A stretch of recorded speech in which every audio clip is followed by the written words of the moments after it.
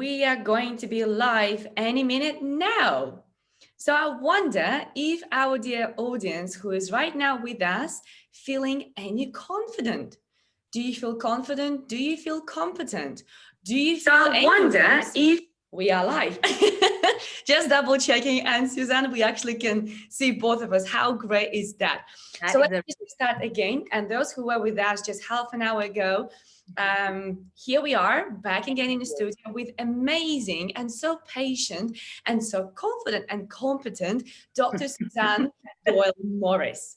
And I must tell you, I could not imagine any better guest for today when we have this technical glitch, when things just don't go right, and it's testing our confidence and competence to the extreme levels. Yeah. What do you think about this, Suzanne? I agree. This is a great example, actually, is that I've been doing webinars for clients, but usually on their platforms. So GoToMeetings, a lot of Microsoft Teams, and I have not hugely I haven't been experienced with YouTube Live. So I need to show up a little earlier to make sure this works in the future. That's how I become more competent in what I'm doing. Exactly. The only one way is to keep practicing and keep learning. Exactly. Because, you know, the funny thing is that actually the more competent you become, the more confident you become. Confidence is only a byproduct of becoming really good at something. And that's really the only kind of confidence that matters. Yes. It's having something to back it up, not being like, yeah, I've got this world. I've never done this, but that's worthless and will always have you feeling a bit of a fraud in any case. So I'm sure we're going to get into it. I could bore you all day with this, but I love it. This is why I focused on the book. I was fascinating, by this topic. Yes, and I'm so grateful you are here with us today because you are one of the persons whom I really admire so much, and you are the first person to talk about confidence, that's for sure. So I cannot wait to hear all the great secrets and tools and tricks, what people can actually implement in their lives to actually become more confident. And I have great news. During those times when we were on LinkedIn, just like one of us blacked out, one of us not, we actually had questions about the link to your book. How tremendous is that? So what I will do, who is watching us right now here, thank you so much for joining us. Those who were with us on LinkedIn and also on Facebook, would be great if you actually could rewatch this video, and I will make sure the link is up there. And Suzanne, I'll make sure I also share the link to your book with people so actually they can. Yeah, that's fine. But let's give people a taste to it. Let's chat about it, shall we? Before people decide to, buy before they try it out. Have a look. See if it sounds like it's right for you. Oh, you know what? I can guarantee one thing. Anything from you is the right thing. Because the last conversation we had with you, it was about women breadwinners, which was hot and spicy. I like this combination of these words. Because it was a really good conversation. And we had so much great feedback, actually. I'm not sure if you were receiving a message. I had lots of messages saying, oh, thank you for bringing Suzanne. Suzanne, she was amazing. Can we have her back? And I was like, yes, we're actually having her back. Okay, great. I'm delighted. These are topics that are very close to my heart because I'm probably like most of your viewers in that there have been lots of times when I've wished I had more confidence. But I think you said at the beginning, you credited me with being one of the people who talks about this, or one of the people who are looking at it. But actually loads of people look at confidence. What I'm looking at is it actually valuable at all? And I think the answers I discovered are potentially a bit surprising because it's not that valuable. And I think that's what's interesting. And I think we're going to get into that. So I'm going to encourage people to think about how to build your competence so that you have very hard-earned confidence, because that's the only kind that's worth having. And so we're going to talk about that a little bit more, definitely. Please, let's do it. And I love the comment which actually you mentioned when we went live today for the first time. This is our third attempt. How crazy is that? We're going to get there. For the third time in one day. Well, we made it. That's the main thing. And you said something about people looking at others and thinking they either shouldn't have confidence or not liking when they have confidence. And I love what you said, that when people do that, actually that means they have something to work on. Could you please elaborate more? Because I think it was really profound how some You make a really interesting point about, do people who act high and mighty or put other people down as part of their confident persona, is that a sign of confidence? And you could say that it's a bit of a sign of narcissism, I might say, depending on where it goes. But equally, I don't actually think it is that confidence. I think they're more, I think it's not a hugely confident state to be pulling other people down. I think the confident people are those who know, you know what, I can raise people up because I'm fine. Yeah. And I think that's a variation that we don't think about enough. We assume the person who is the office bully, the person who makes snide comments, that they're the ones who are confident. But actually, exactly to your point, Olga, they're being small and they're being not confident because they're hoping everybody else will, just think, oh, those people are really little. But actually, it reflects really poorly on that person, and is not a confident look. That's for damn sure. Exactly. And this is quite devastating, actually, when people are trying to look confident, but all they get is actually being very arrogant. And you Yeah, can see it everywhere, left, right, and center, them treating people badly, being disrespectful, yeah, talking badly about other people behind their back. There's so many traits, actually, which are not good. And you don't want to be like that. But yeah, yeah. how people could actually work on their confidence, because you wrote a book on it, right? You should know. Right? Yeah. What would you say, like, what people can do to improve their confidence, to become more confident? Okay, so for me, it's all about building your competence first. So that is how good you are at something. So that is like that's the cake on which the frosting of confidence should be layered. So let's be honest, Olga, I like cake, who doesn't like cake? Most of us like cake, but you don't want a cake that's all frosting, because that is, that's just no good. It's too sweet. It's not very filling. So actually, I believe that you should build your cake first, and then the confidence will be like the extra bit at the top. Does that make sense? It should be the byproduct at the end. And I think that there's a great expression that I heard recently, that came from Warren Buffett, and I love quotes, and you'll see in the book I quote people all the time. And one of the quotes that I really like is, he said that you never know until a crisis hits. If you are, I'm going to paraphrase badly here, but essentially it's only when the tide comes out, and the reason I mention this is we are entering a bit of a crisis period. So we've got COVID going on. We've got Black Lives Matter taking up very, very well-deserved space in the global conversation. And we have the reality that a lot of people are in potentially unstable jobs, because when we all go back to work, a lot of businesses will probably scale down. So we're going through some really big changes. And I think what's interesting is that, to go back to Warren Buffett's his comment, he said, it's only when the tide goes out that you see who's swimming without any bathers on. So that is, who are the people who are just, the emperor's new clothes is another good way to look at, like, who were all fluff and blah, blah, blah. And who are the ones who actually know how to swim, or who actually can do that. So I'll talk to you about that. And, in a great, one of my favorite tips is around building confidence is highlighting your experience when you talk to people about what you've been up to. So for example, when I work with a lot of women in male-dominated fields, and one of the things that I advise them to do is, when they're talking to people about their opinions, their ideas, their views, sometimes, I've got to be honest, they can be overlooked in a meeting. And I want to be clear, this doesn't just happen for women. It can also happen for people from BAME backgrounds. It can happen for introverts of any gender. It also happens for people for whom, if they work in a Western organization, but maybe English is not their first language. I mean, I'm really impressed. Olga, you are a great example. Like, I could definitely not do this job in any language other than English, but so many people who work in these organizations are speaking English as their working language, and it may be language 2, 3, 4. And so those ideas can be overlooked.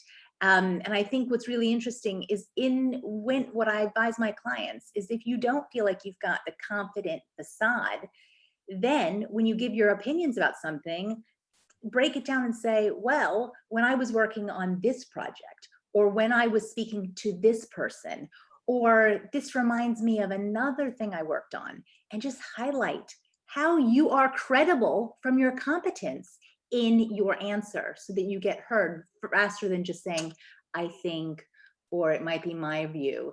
Give them the background as to how you got that view, how you got that idea. Does that make sense? Totally. And I love that, because right now we are talking about selling without selling. When you talk about previous experiences and you just highlight how great you dealt with something, or people you spoke to, or whatever you achieved, and that actually sells for you. Because the last thing what you want to do is just like me, and then actually all you do is just being narcissist. But when you refer to other people, situations, whatever else, it's just bringing examples. And we like stories. And when people bring stories about whatever they experience, express their opinion, this is when people fall in love with them, because everybody likes a story. Yes, people love stories. And I've got to be honest, like, this is my third book, but every book I've ever read, I wouldn't have been able to get anywhere if people hadn't shared their stories with me. Yes. So the thing that I'm decent at is talking to lots of different people and then weaving their stories together in a way that, okay, these are the themes I think I'm hearing, and trying to make it sense for my audiences. And fortunately, that seems to go down well with corporate audiences, but realistically, I'm nothing without the stories that people tell me. Yeah. So for this book, what was interesting to me is I've historically interviewed women in male-dominated fields. Beyond the Boys Club was all about that. Female Breadwinners featured a lot of women in male-dominated fields, but this book was really interesting because I thought I would take this gender lens to it. So my background, my academic background, looked at the experiences of women in male-dominated fields. I did my PhD on it. Like, it's my bag. But what was interesting is the more I looked at this and unpicked confidence, the more I saw that this assumption about who has confidence, who deserves confidence, and how we respond to people, how also it was colored by your socioeconomic background, by the culture in which you were raised, by potentially if you were able-bodied versus somebody with a disability, if you were beyond gender, and then also race. So there was really lots of interesting issues that I saw came out of this. And what I was very lucky to have is I spoke to nearly 40 leaders from about 12 countries across all continents to get a sense of what does confidence look like for you. And how are these definitions? How do they overlap? But where are they different as well? And that was what was so fascinating to me. It was hearing their stories. And it was actually many of the similarities that got me worried, but I'm not going to get you worried yet, but I will if you want me to. Oh, I want to. I like some spicy stuff. Well, please bring them on. Okay, so what was interesting is, Olga, let me just ask you, like, you are my the person I'm interviewing, and I say, what does confidence look like to you? Look like. Yeah, Okay. what does it look like? How do you know somebody's confident? And this is interesting because it's so stereotypical, and we see it everywhere. So usually if you think about confident person, in my eyes, it's somebody who has a great posture, has a great speaking abilities. They project their voice clearly. They can speak up. They will stand up for themselves. For example, they don't like a meal in a restaurant, they will say, I'm sorry, I don't like the meal in here. Something's wrong with that. So looking wise, I would say great smile, posture. Sound wise is the speech, the way how we speak. Also eye contact. Okay. Yeah. These are the most stereotypical things which I would say about looking confident. Okay.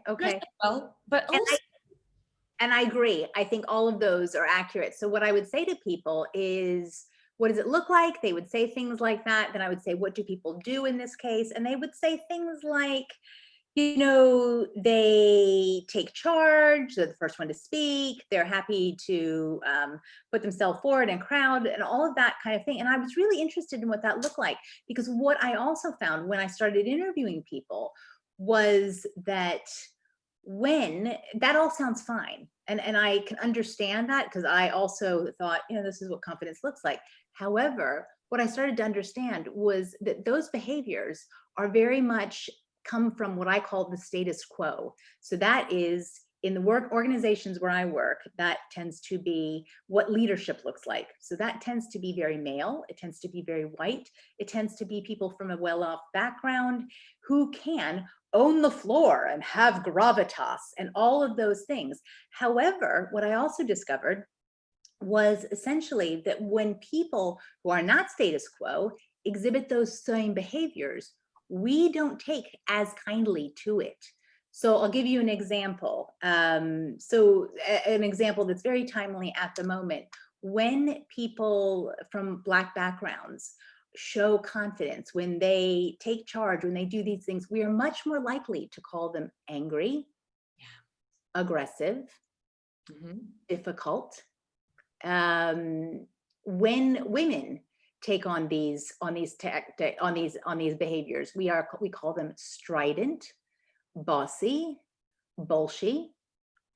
My favorite, I'll give an example, and I'll give an example that just drives me crazy. So people love the word feisty, and it has a funness to it, but also I think about feisty as a characteristic. Like, my dog is all of 8 pounds, and he is feisty when he sees, Angus Khan will go crazy when he sees a white cat. He just lets that white cat know, because that white cat terrorizes our neighborhood, and he lets that white cat know he is being feisty. He is fighting his corner, right? He's barking. However, I have yet to hear a white man who looks like he's of privilege described as feisty. No, he's fighting his corner. Does that make sense? So in a weird way, well, we do say that woman was feisty. People from Latinx backgrounds are more likely to be termed fiery and passionate, when they're, but not in a good way necessarily. So I think that there's a lot of the expectations that we have about what confidence looks like that don't always fall as favorably for people who are not status quo. So I've probably told you in the past in our conversations that I've lived in the UK over 20 years, but it was only when I came to the UK that I started to see the socioeconomic difference even around this topic. So it was here that I learned the phrase, that somebody was acting above their station. Oh, I like that. I mean, and that in itself kind of that has that upstairs, downstairs quality around, almost as if someone, that getting too big for their boots or too big for their britches, which suggests that certain types of people deserve confidence, deserve to show confidence, and others don't. And I just don't think that's going to work for the world that you and me and everybody who's watching is that we're entering. And actually, I think that's quite an interesting thing, because I think we've got an opportunity to redefine confidence so that it works for a wider range of people. And for me, that's really exciting. I agree with you. And actually, there's another phrase which always makes me laugh. It is punching above your weight, which is another phrase. Yeah. I love it. Yeah, you shouldn't go after, you're punching above your weight. And it always makes me laugh, because I think if you want to build your confidence, you should punch above your weight. You should go after scary things and practice being fearless. You're right. That's a great phrase. It is a great phrase. But again, it's not one that it's one that we tend to use for certain groups of people more than others when we're surprised. I mean, I was just looking, 2 days ago in the, in the press, they covered X Factor and how Misha B, who was a contestant back from 2011, a Black woman who was a fantastic singer, had a huge stage presence, but she was told by Louis Kay that she was being a bit too confident. And someone else then, the next judge, Lisa, said, yeah, I think you can come across as mean. And again, those phrases are used to denigrate Black women and Black men very frequently, but also just, it's just not fair in a way that we wouldn't expect to see for had the person been in my book, a status quo member. And I say this because, and knowing it's uncomfortable, because for much of status quo, I fit within a lot of those categories. I'm able-bodied, I'm white, I'm a native English speaker. And I know we had somebody on joining us from Peru earlier, and I was like, bienvenido, but great, I'm so happy you're here. But what was interesting is that, you know, people, for going back to the language thing, that's so interesting. I had people in the book telling me that who worked for multinationals, and they said, when I started, I used to think that all of my colleagues in Britain were so confident, or my American colleagues, because they knew turns of phrase and they came up with nuanced expressions, and they always could make their points very quickly. And that's something we think of as confidence, getting into an argument and being able to, to parry your points. And she said, but actually, I'm having to think in 3 languages just to then make my point. Oh, wow. So I get there, and I'm sure, Olga, you and I, and probably everybody who's listening, can agree that people who speak English and don't speak English probably have roughly the same number of good ideas. But if we're primarily only thinking certain ones are confident, then that's not very helpful, because we tend to, as I'm sure you know, reward people who we think of as confident more than we don't. And so, the book gets into introversion as well. Like, it just was so much more complex than I'd ever even thought when I'm humbled to say, than when I got into it. Love that. I mean, this is so profound. And I think we can speak about confidence forever and ever, because I am very passionate about this subject as well. And the reason why I'm so passionate is because I was growing up as a very shy girl. I was bullied a lot at school, and I was not confident at all. So now very often people come up to me at events or somewhere else, especially if I've done my speech on the stage, they're saying, Olga, we would love to be like you. Like, you're so confident, you're so outgoing. And I'm like, that's years. I mean, that's years and years of work, and that was an easy journey. And of course, right now I feel totally different to what I used to feel before. So if anybody's watching us right now and they feel like, yeah, it's easy to, for these 2 ladies speaking about confidence because they look confident, look at them, they're alive. But actually, I'm sure, Suzanne, you also had a journey, and I'm sure it wasn't an easy journey for you either. Yeah, no, not at all. I think what's fascinating to me is that we often assume that what we know what's going on for other people. But I got to tell you, I've worked with lots of senior people, and they also struggle with confidence and making the right decisions. And if anything, there's a woman I interviewed in the book, and she's the most senior, she's a law partner here in the UK, and she's the youngest partner in a UK firm. And what's amazing to me is I said, because I've known her a while, and I said, how does that make you feel? Because I know you've struggled with confidence. And she said, actually, in some ways it's worse, because I sometimes feel like I should have been over this by now, but now I feel that much more visible. But what's amazing is she turns it around, and you would not know it to speak with her, to see her present when she's with her cases. You wouldn't know it at all. But she says, if anything, I feel more visible. And in some cases that's uncomfortable for me. But I also know that I'm doing this for everyone else who's looking at this direction. And she came from a working class background. She's like, you know what, I need to just keep pushing it, because in the law, which is her sector, she said, there aren't a lot of people from working class backgrounds who make it as high as I have. So that was an interesting point that she made around that. And the people shared amazing stories with me, which was, very, very humbling. But you said something about, yourself and why you got into this. The reason I got into this is that I've historically gone into companies and I've helped them think about how to get more women into senior positions.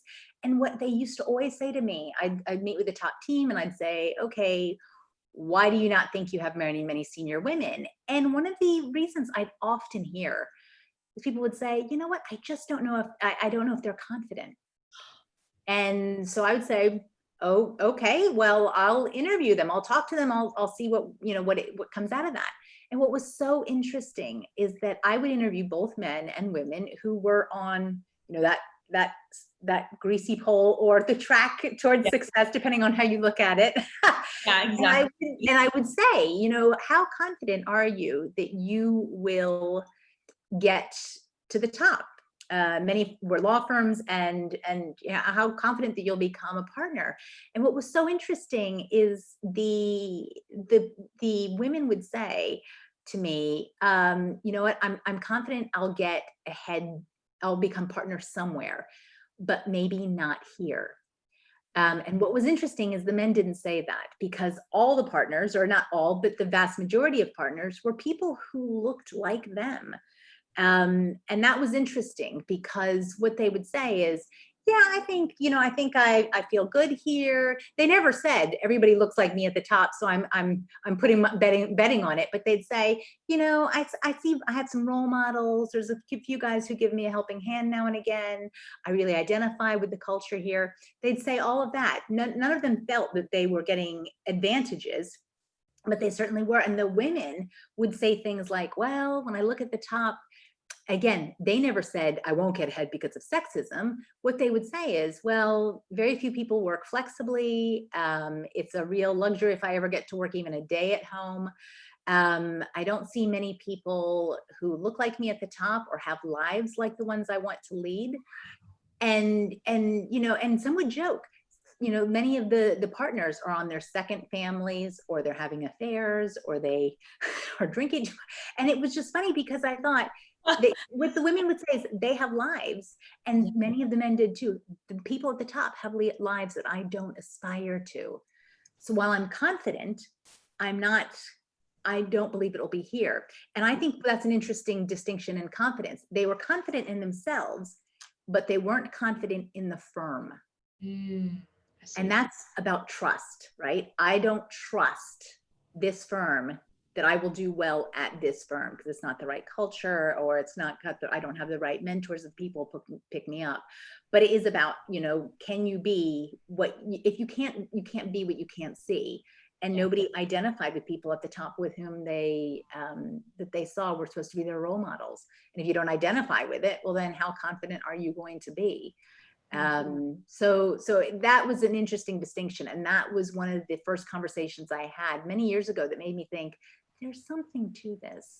Because what would often happen was, when the women would leave, they would say, oh, that was, you know, Olga left. It was a real shame. She was such a good worker. I guess she just wasn't confident enough. That's far more comfortable for them to blame Olga's confidence than it was for them to look in the mirror and say, what are we not doing well as an organization? I love that. Well, it just explains and shows another example how people naturally always are very keen to blame others for anything. And when you do it naturally in life, of course, you'll do it as an organization as well, because it's just natural. Very rarely people, when they finish relationships, when they get fired, or when something happens, very rarely they would, even when you are really in a dangerous situation on the motorway, very rarely somebody would say, what am I doing wrong? Right? You know that you'll probably know the data that we have so many people who think they're, I mean, I think it's like 90% of people think they're above average drivers. Yeah, exactly. So, which renders an average nonsensical. You can't have that many above average drivers. Yeah. So it's always about them. It's always about them, but how actually about stopping and thinking, okay, what am I doing? What could I improve about myself, my organization, my driving skills, whatever it is, my input into relationships in order to improve it, rather than it's always them. Because guess what? No, them just mirroring what's wrong with you. That's the most common case. Well, we can talk about this for hours, that's for sure. Yes, certainly. Let me share another tip with you if people would find it useful. So one of the things that I found really interesting, and I cover this in the book, is that when I talk to people about, they'll say, because actually most of my clients come and they ask, and I'm sure yours do too, and you say, what would you like to get out of our time together, our coaching? And they'll say, well, and they'll say this, and say, but actually I just like more confidence. Yes. And the irony, and I got to say, my biggest secret is I never work on anybody's confidence. Now they leave more confidence, but all we did in that time together is we worked on their competence in managing their stakeholders, managing the politics of the organization, managing the goals that they'd set themselves for their workload. So we work on a variety of things that give them competence in managing the people and the setting in which they are, rather than, I'm not the person, and I'm sorry if you've tuned in hoping that I'm the person who's going to say, go and look in a mirror and say, I love you, I love you. Like, that is not me. So they leave more confident, but because we worked on getting them more skilled at managing themselves and everyone else around them. And that is competency. And if you can manage those competencies, then you will be closer to confidence.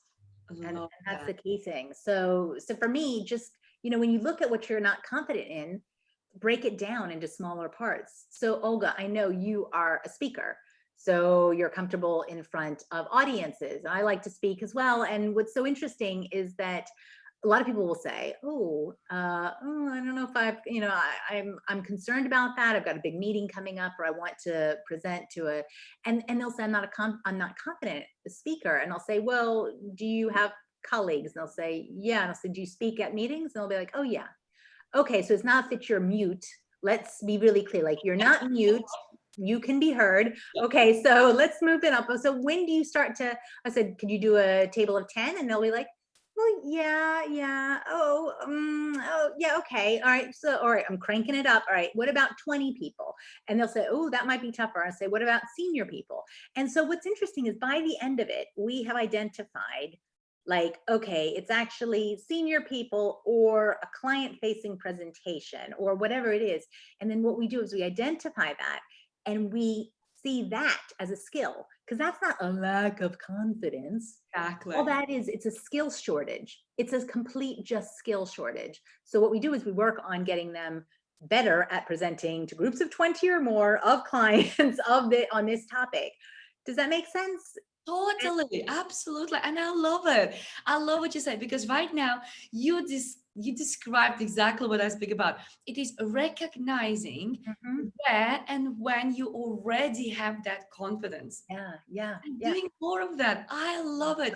Suzanne, you're my favorite. You really are. I don't know about that, but I think it's really interesting because once you see it, it's like an elephant, right?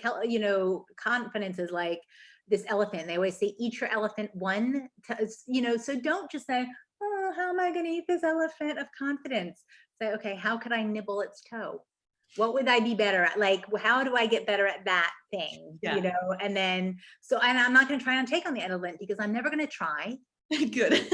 Elephants are big, but what I can do is start to eat it piece by piece. Yeah. And so for me, just breaking it down, that feels like, and the thing is, then we just turn it up, and the next time we're like, okay, could you do that again? What would you do differently next time? Okay, well, let's crank it up to maybe 30 people or whatever, get those opportunities. And often it starts not even with commanding an audience of 30 or 300 people. It starts with, could you speak up a little bit more in meetings? Yeah. Could you do that? Absolutely. Or maybe you could look into people's eyes when you speak to them. Yes. Yeah. Completely. Or could you, and if they're like, I don't know, I hear a lot from women who say, I don't really want to waste time on more, grandstanding in a meeting. And I'll say, well, could you, if you hear ideas I said, do any of your colleagues have good ideas? And they'll be like, yeah. And I say, could you just say, that's a great idea, Bob. I'm really happy to work with you on that. Or I like the way Susan's going. I like the direction Susan's going in. So you don't even need to have an amazing idea yourself all the time. Just even helping other people formulate their ideas will kickstart things for you. And it also helps you build a better relationship, ideally, with that person. I mean, clearly, do it only if you do like the ideas. Not about like, just tell people what they want to hear, but realistically, just work is about relationships, right? So nobody or very few people work in a cave on their own. I know we're all in Zoom land now where we probably all feel a bit, but realistically, we all have teams we have to work with and clients. That is so true. And I love the way how you actually advise to refer to other people's ideas and build better relationship with them, because I think it will play another role which can be very rewarding. When we praise somebody for great idea or for whatever direction they go, I think this is the way how we can also help them increase their confidence. Completely. And then, yeah, Yeah. and then they thank you and they're like, oh my God, thank you so much for supporting me. And you feel like, haven't done anything. I just said it was a great idea, but it's Yeah. very rewarding. Yeah, completely. And you're right. And I think that most people don't, it's almost like the, what is it? The offline version or the online version of that is when your comment gets a like. You're like, only one person liked my comment. Well, actually, the offline where this all started was around tables where people were talking about whether it was dinner tables or meeting tables, talking about ideas, and other people liked it. And they said, here, Olga, I think running your own YouTube live show would be an amazing idea. Here, let's do that. Unless you hit the point when you have a glitch for half an hour. Yes. And it is, that is the funny story, because, you know, it will remind me that for technologies I'm less familiar with, I've got to show up more than, I mean, I was here 10 minutes early, but that was not enough. So I'm going to be like half an hour early next time. And you'll be like, really, Suzanne, is this, it's not tomorrow. And like, it's in a half an hour. It's like, yes, but I want to make sure that you can see me and hear me. So we're going to do that better next time. You know, I think actually that was a great example, because what will people, some people will do, they probably will say, well, it doesn't happen, let's just call it a day. Some people probably will just get angry, get annoyed. I will be just like, oh, well, that's just challenging us a bit here, let's just deal with that. And we came up with a plan B. We're going to try Google Chrome rather Safari. That didn't work out. Okay, let's try Zoom. And then, ta-da, Zoom worked out. So I think it's just keep going. Like with anything. Yes, when you practice talking there at the meeting, speaking up a little bit more louder, looking people's eyes, whatever else, it might not work out first time. It might not work out second time. But this today's situation was a perfect example how you need to keep going, keep going, keep going. At the meantime, I was telling people on LinkedIn, hey, we are here on YouTube. Hey, we are here on Facebook people, to Facebook people. We are back on YouTube. So join us there. So I think it's just life. And in life, you're going to have so many situations which will be challenging at work, in relationships, on the road, in the shop, everywhere. And you just have to keep going. Just keep going, keep building your confidence. Yeah, completely.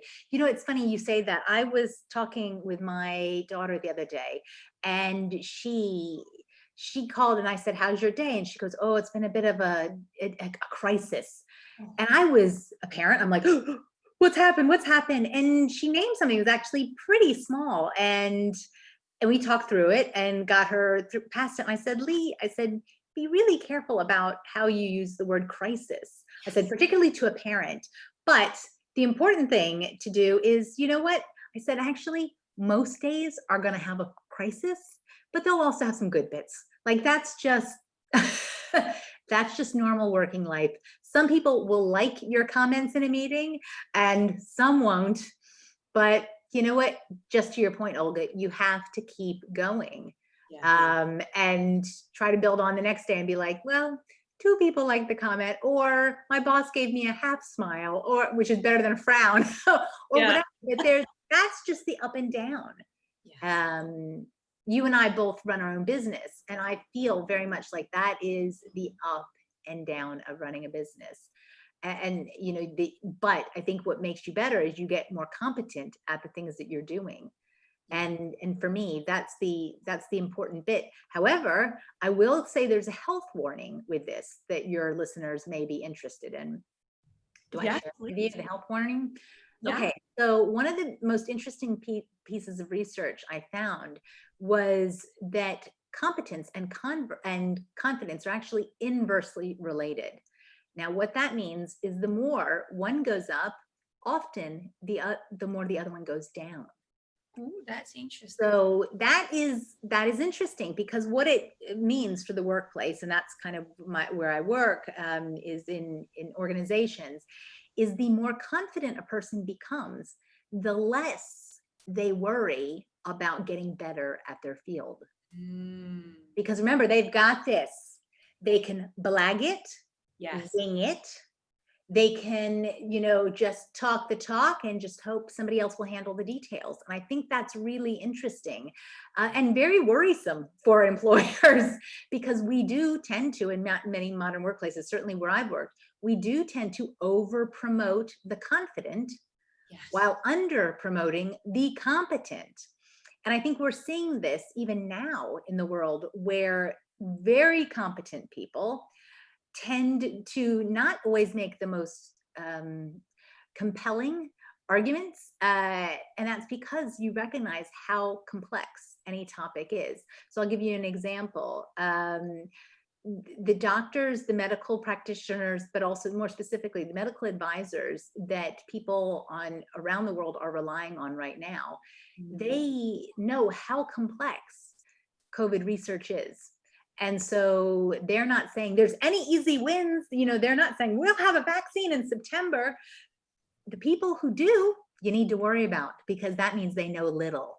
The reason medical practitioners say, well, it's complex, it could take us this long, it takes that long, is because they know so much. So the more you know about a topic, the more you see, the more your confidence can actually it stabilizes, but it doesn't get better. It actually just kind of, it becomes clear to you that what you're learning about is very complex. It's nuanced. It's multi-layered. There are not a lot of easy answers in life. And so what's interesting is I worry more about, and I work with my clients and saying, actually, the people you need to worry about are the ones who say they've got the quick and fast and easy answers. Yes. Because they don't. They're just going back to the point we made. They are the emperor with no clothes, which is worrisome. It is true. It is true. And again, life is such a journey where you still keep learning whom to trust, whom not to trust, and what to choose and how to choose, how to make decisions, and when not to be overconfident, so you don't become undercompetent. I love that. But before we wrap up, because I'm really conscious about the time, because later. Yes, of course. Of value, but still I want to keep on with the time limits. I wonder if you could tell us, how do you know when you already are confident? How people would describe that, okay, now I made it, I am confident. What are the measurements? Is there anything they can actually check themselves against? Okay, now I do X, Y, Z, that means I'm confident. I think when you have enough confidence to feel to recognize, and this is going back to the competence bit a little bit, when you recognize, you know what, you're going to make mistakes. I'm going to still make mistakes. I make them all the time. You maybe make them too as well, Olga, but you have the resolve, the resilience to know, you know what, I'll get through it. Yeah. I will apologize to the people that I've messed up with. I will do what needs to be done. I will learn more about that topic or whatever it is until I move to the next, until I can improve. And that will give me once I'm in that place where I can, what's the word I'm looking for? When I can accept the failings I've had and the lack of knowledge I've had at times, because I know I'll get through it, I'll learn, because that's the real key. You want it to drive that, that sense of wanting more competence. But once you're in that place that, you can move through it, that I think is actually, that's the type of confidence to have, because it's sustainable. Yes. Because you're not feeling like you're going to get caught out. Because lots of people talk about, oh, how do I can't conquer, imposter syndrome? And the truth is, everybody has it at various times. I have it at times, probably you do at times. It's actually, confidence should never be, it always will, it will always go up and down, sometimes more than others, but realistically, it's never, it's never going to always be high. I'll give you an example. So I'm a confident speaker. I know you are as well, to audiences. I am not somebody who would ever jump out of a plane easily, go skydiving, mainly because I have not got any training for it. So the person you want to worry about is the person who says, yeah, I could do a skydive easily. Like if my daughter said she was going to do that and she wasn't going to go with anybody else who's experienced or training or anything like that, because her confidence was going to get her through, I'd be like, let's get you some competence in that, right? Don't be confident until you have got some knowledge around it. Yeah. Does that make sense? You don't want confidence all the time to be high. Yeah. No, they're going to start falling off the tall buildings and trees. No, we don't want that. Yeah, We want a bit of insecurities. We want a bit of fear, because that would hold us back from yeah. doing too dangerous stuff or getting involved in things which are not good for us. So I think it's quite important to stay within healthy. It is, but it tells you where to improve, Yeah. right? It just tells you where to improve. And I think that's where the interesting part of life is where you can get better. 100%, 100%. Oh my gosh, Suzanne, I definitely need to have you back. And the great news are, I am having you back.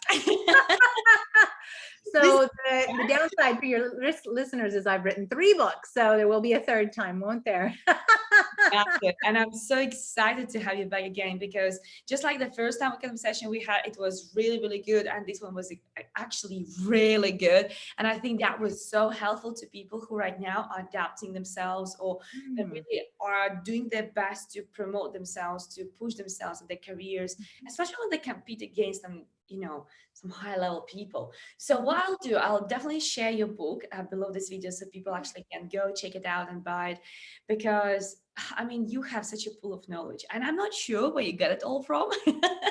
I didn't hear that, so I'm not sure what that was, but I'll take it. I'm gonna interpret it as a compliment, I think. Maybe.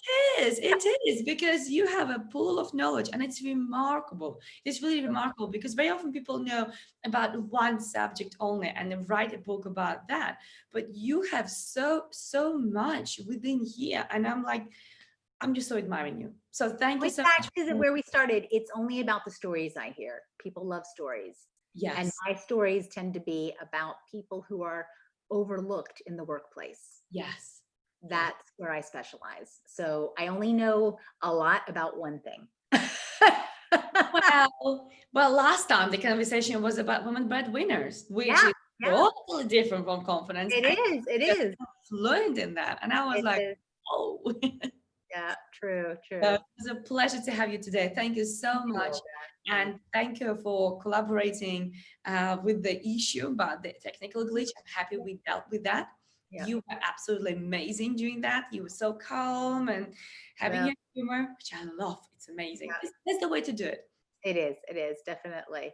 Well, I can't wait to see your viewers definitely get in touch with me, but also even you can download a free first chapter of the book if you go to the website, the InclusIQ website. So if you don't want to buy and you just want to try beforehand, just get the first chapter if you want.